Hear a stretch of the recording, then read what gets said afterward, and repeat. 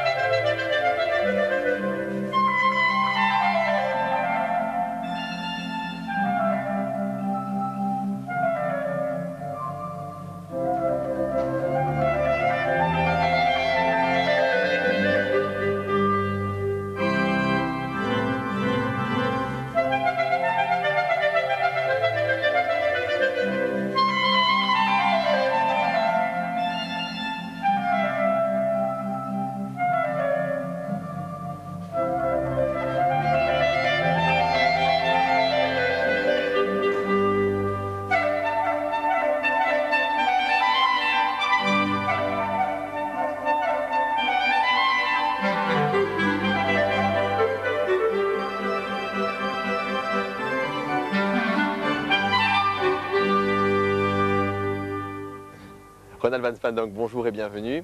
Vous avez été première clarinette solo à l'Orchestre national de Belgique. Qu'est-ce qui vous a poussé à quitter ce poste important?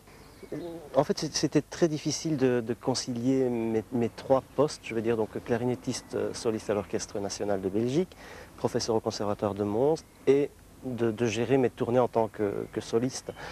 Donc je n'arrivais plus vraiment à aller à l'Orchestre national très régulièrement. Et comme tout salaire mérite travail, je me suis dit qu'il fallait que je fasse un choix et donc j'ai arrêté l'orchestre. Vous qui menez une carrière de soliste internationale, vous vous êtes installé à Waterloo. Le choix de cet emplacement est-il en rapport avec le fait que vous voyagez beaucoup? Oui, c'est en rapport vu que bon, Waterloo est situé très près de Bruxelles. C'est à 12 minutes en train du centre de Bruxelles et c'est aussi tout près de l'aéroport de Zaventem ou de Charleroi. Bon, Waterloo est un peu entre les deux et je pense que c'est très important pour moi d'avoir tous ces moyens de communication. Évidemment, c'est très central. C'est très central, oui. Que pensez-vous de la réputation d'instrument de rue que l'on attribuerait éventuellement à la clarinette par rapport aux instruments nobles que seraient le violon, le violoncelle, le piano? C'est évidemment une réputation qui me fait attraper de l'urticaire. Je m'en doute. Bon, simplement, la clarinette est un instrument, est un outil de travail à faire de la musique. Évidemment. Tout comme le violon, comme le piano, je ne vois pas pourquoi les violons ont un titre de noblesse supérieur à celui d'un clarinettiste. Je ne vois vraiment pas pourquoi c'est... De toute façon, lorsqu'on vous entend jouer, croyez-moi, toutes les lettres de noblesse C'est très gentil, sont mais de loin réunies. En fait, je suis en train de me battre pour ça, pour que la clarinette soit justement considérée comme un instrument. C'est un instrument merveilleux, je pense. Évidemment.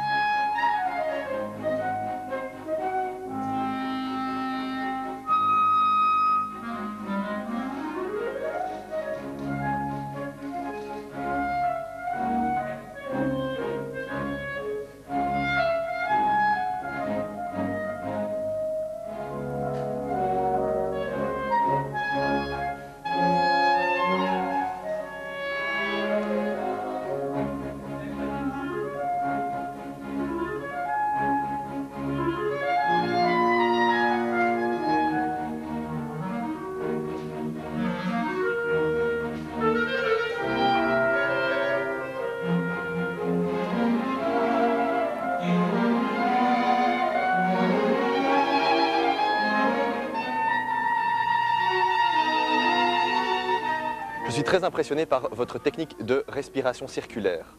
Pourriez-vous éventuellement nous expliquer en détail? Oui, donc la respiration circulaire, ça consiste à souffler dans la clarinette et à emmagasiner de l'air dans les joues.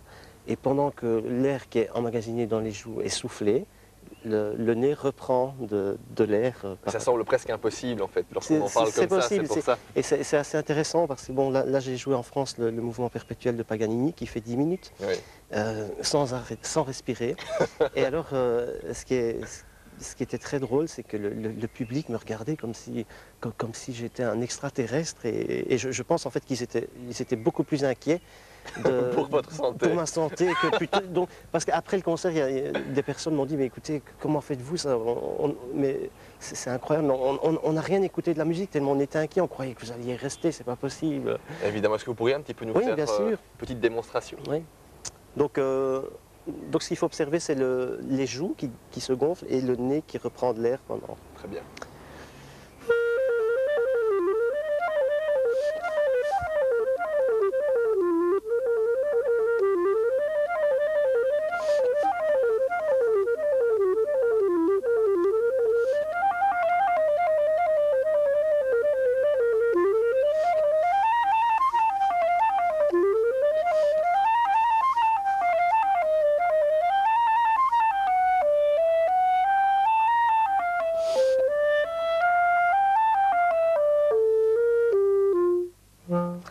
Je pense que ça se passe de commentaires. Mais comment faut-il faire pour travailler cette technique? Donc au départ, ça se travaille avec une paille et un verre d'eau. Donc on essaye de souffler dans cette paille en mettant toujours la même pression. Et donc d'emmagasiner l'air dans les joues. Et au moment où les joues poussent l'air qui est ici, le nez doit reprendre de l'air. Donc ça fait un peu ce système-là. Ouais, évidemment, je suppose que ça doit représenter des heures de travail. C'est énorme, oui. J'ai mis 3 mois à faire ça tous les jours.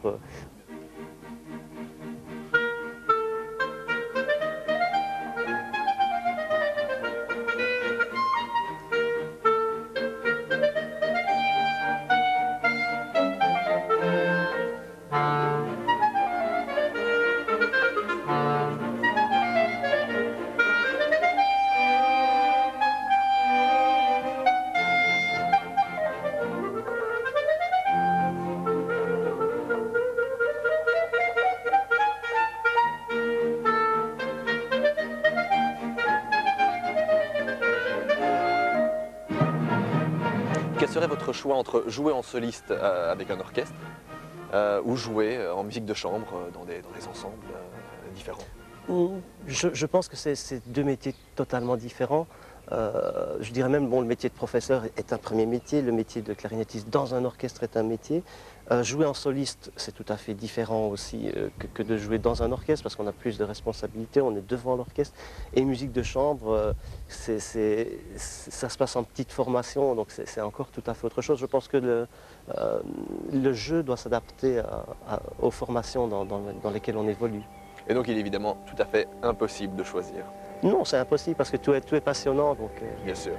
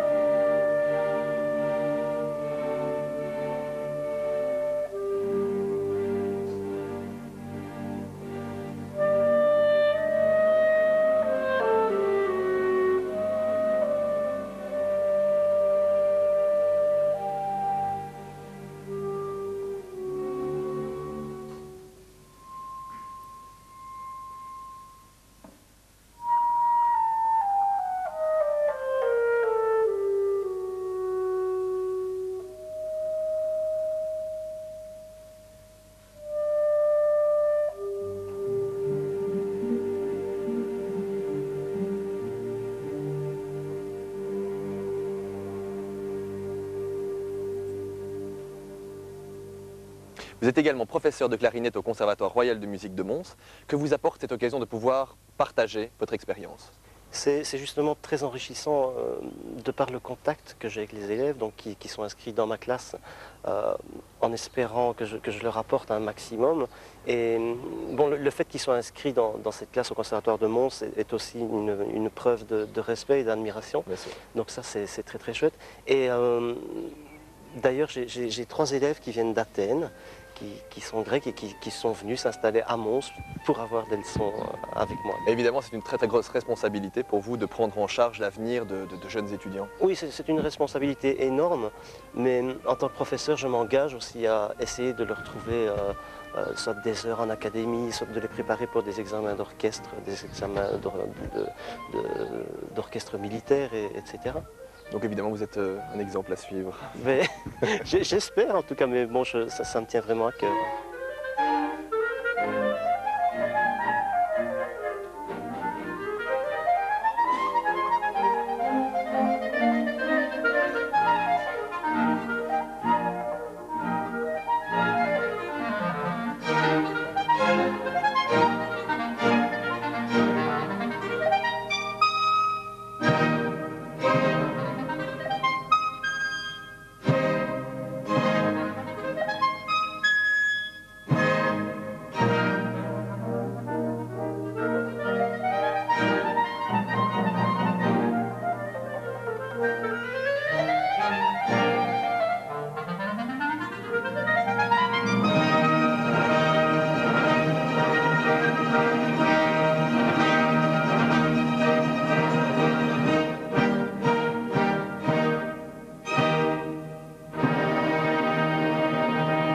Ronald Van Spandonk, merci beaucoup. Et avant de nous séparer, il faut préciser que le public peut vous retrouver sur le net au www.vanspandonk.be.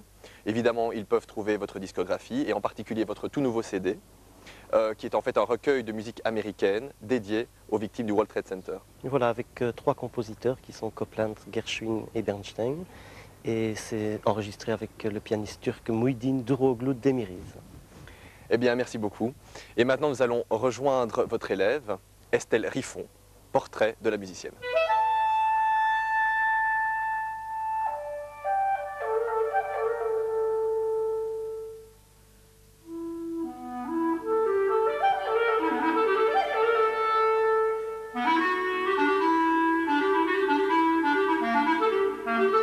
J'ai commencé la clarinette à 6 ans, à l'Académie de Montigny-sur-Sambre chez Madame Navet.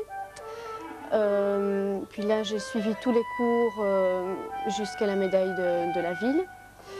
Et après, j'ai commencé les concours. Puis, je suis rentrée au conservatoire chez Ronald. Quand j'ai décidé en fait de rentrer au conservatoire, Ronald venait juste d'être engagé.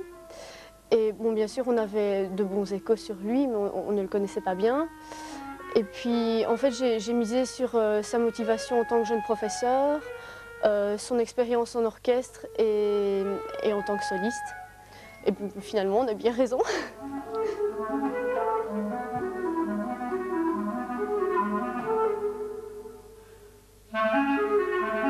Il y a un an, j'ai été engagée à la musique de la marine.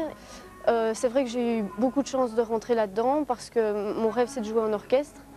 Parce qu'ainsi, on peut jouer avec beaucoup de personnes, faire beaucoup de rencontres, bien sûr voyager. Et bon, je n'avais que 19 ans, donc c'était vraiment une bonne opportunité pour moi. Et bon, ça se passe très bien, l'ambiance est très bonne. Voilà.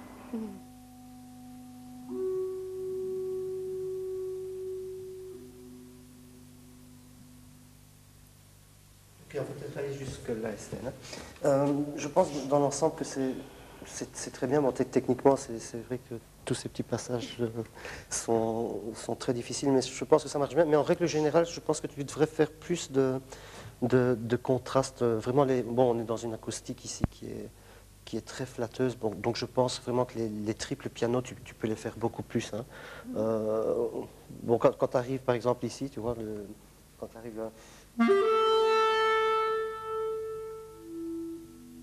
Tu vois, ce que je fais, je joue avec la résonance en fait de cette note.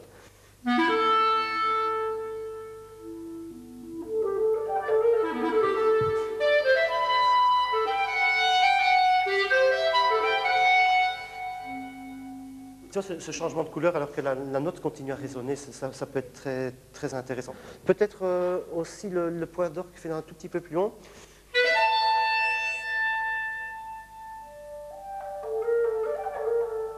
C'est une entrée, c'est un peu comme de l'opéra, c'est un chanteur qui rentre et qui... Un peu plus affirmatif le début, je pense.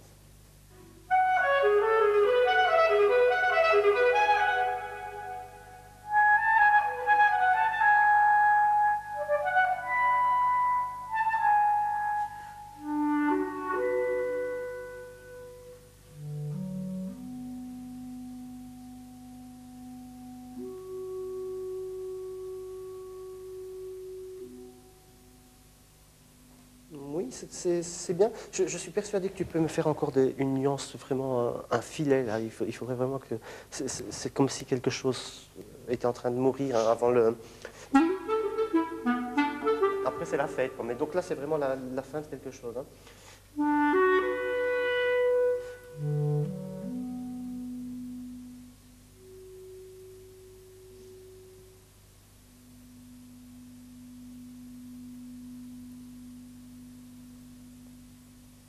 Il est toujours là, mais tu vois, vraiment, tu peux le faire, je suis sûr que tu es capable. Mais Michel, je ne sais pas si tu as quelque chose à ajouter. Très bien. Ici, donc, comme Ronald l'a dit, vraiment avancé. Et alors, là, au fur et à mesure qu'on approche de la fin, il y a tous les éléments du début qui reviennent, mais ça doit vraiment intervenir comme quelque chose de fulgurant, vraiment des souvenirs un peu nostalgiques peut-être, hein, mais on sent que, comme il l'a très bien dit, il y a quelque chose qui meurt ici. Parce que le titre Labyrinthe n'est pas venu par hasard. Hein. Bon, des labyrinthes, on en connaît depuis la préhistoire, et ça a toujours été, dans toutes les civilisations, un symbole initiatique. Hein, c'est vraiment l'individu qui rentre dans le labyrinthe, il arrive au cœur du labyrinthe, et là, il se transforme, et au moment où il en sort, bon, ça relevait de différentes cultures. Et bien ici, c'est exactement le thème qu'il fallait employer, il y a quelque chose qui meurt, hein, et puis toute la phase suivante, donc l'allegro, c'est déjà l'individu qui est transformé et qui va passer à autre chose.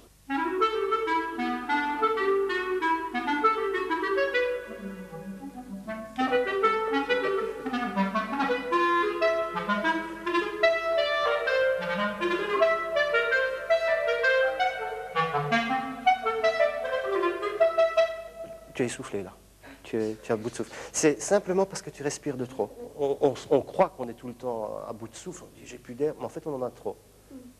C'est simplement. Et pour ça, bon, il y a une technique au bois qui consiste à respirer, à souffler l'air avant de respirer. Tu vois.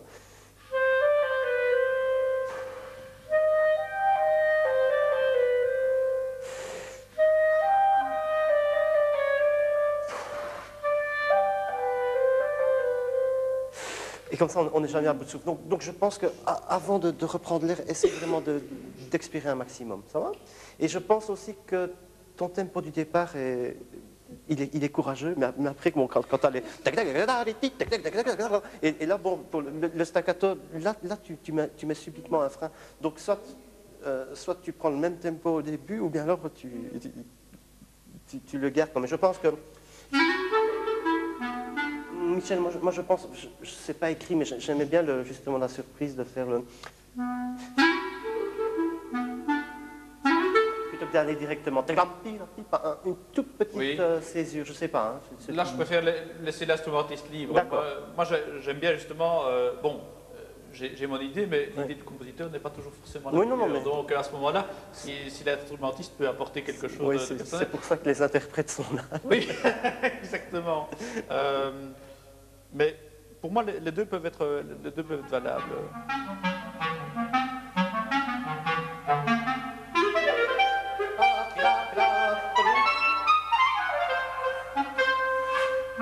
Bah, c'est un peu trop gentil, ça, je pense. Tu peux, enfin, peut-être pas taper le pied comme ça, mais dans le caractère, ouais.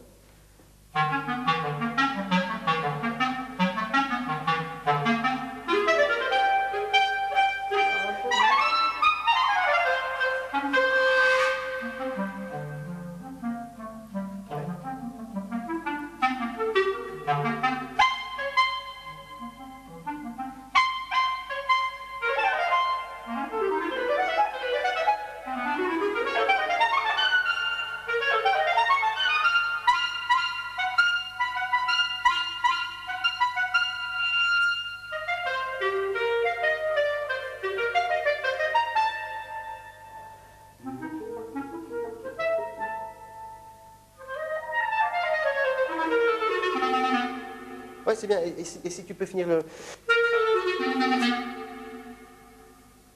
un peu finir en tacatacatam. Et pas banalement si tu fais... Je te laisse comme ça tue un peu l'histoire. Hein. Et là, le public peut applaudir.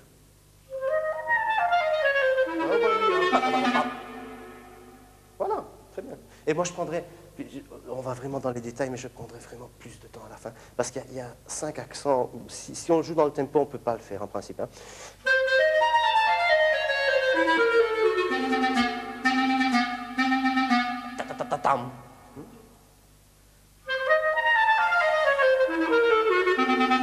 Voilà, super comme ça. Ok, merci Estelle, bravo.